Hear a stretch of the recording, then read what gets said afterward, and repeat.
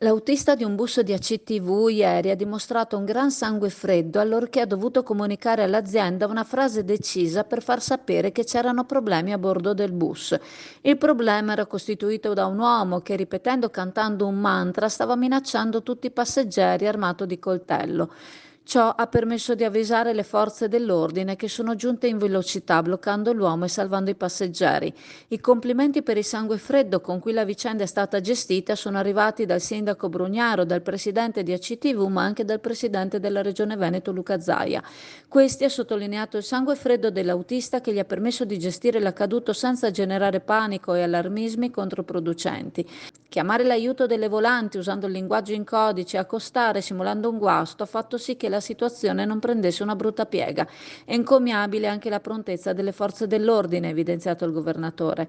Il consigliere regionale Dolfin, ricordando la gravità di un fatto simile che si sarebbe potuto concludere in tragedia, ha voluto far notare che il personale di ACTV non deve poter correre simili pericoli, dando un'immagine di insicurezza della città. Serve un'azione di contrasto per debellare azioni come questa che sembrano diventare sempre più frequenti. Alcune zone cittadine allo scendere della notte diventano pericolose nelle mani di delinquenti, servono maggiori controlli, prosegue Dolfin, in terraferma come in centro storico, e conclude affermando che non deve prendere piede l'idea che Venezia sia una città pericolosa.